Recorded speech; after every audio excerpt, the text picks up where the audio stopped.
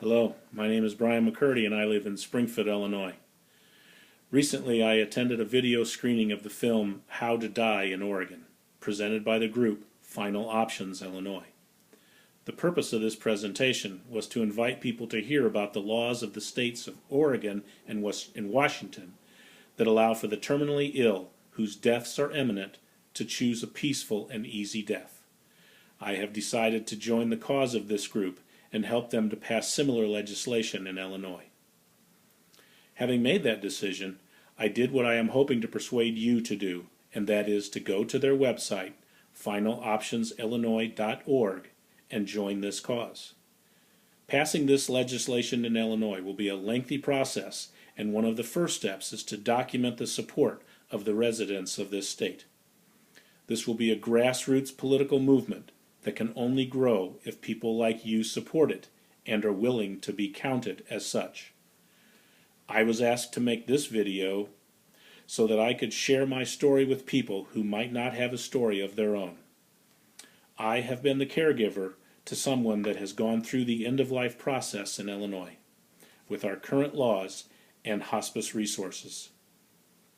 I think that I have a story to share, and that my witness to the current options for the Illinois residents might persuade others that we need additional options.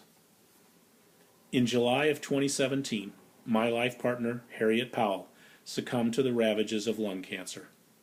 Harriet's first symptoms appeared in January 2016, and her diagnosis was confirmed in May of that year: stage 4 lung cancer. By the time her doctors knew the extent of her cancer, it had already spread to both lungs and the fluid around her heart. Her prognosis was not good, but she did what most people in her situation would do. She chose to fight the cancer, and fight she did. We have excellent health care in Springfield with 2 500-bed hospitals and the Southern Illinois University School of Medicine in town. I think that she was offered all the treatment that current science can provide. For the next 12 months, she went through 3 rounds of chemotherapy, 10 days of radiation treatment, 1 course of immunotherapy, and then attempted a 4th round of chemo. However, after the first day of that treatment, she said, "Enough is enough." She then chose to enroll in our community's home hospice program, which included palliative care. And let me be clear, the people who provide home hospice are angels, and the service they offer is a true gift. I just wish that they could have offered a better last step in the end-of-life process. In her last 2 weeks, Harriet was bedridden, unable to eat, and had difficulty taking the various medications that were prescribed to make her final days easier. 4 days before she passed away, during a visit by the social worker from the hospice program, she told us that she just wished she could go to sleep and not wake up. During those last 4 days, her only relief was when she would drift off to sleep following a dose of morphine. When the morphine wore off, she would regain consciousness and seemingly sad that her wish had not been granted. During the last 36 hours, I was instructed how to increase the morphine dosage to keep her unconscious until she passed. Those last hours were the worst part of her care for me personally. While unconscious, she would gasp for breath, with long pauses in between breaths of 20 to 60 seconds.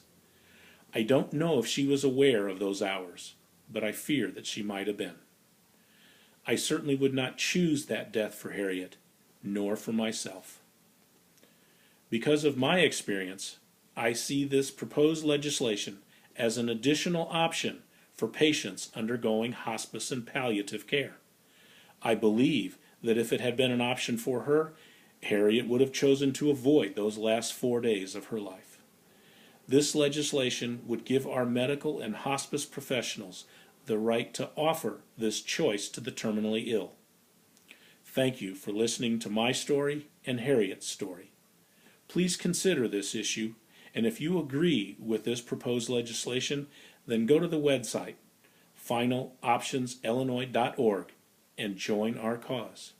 Thank you.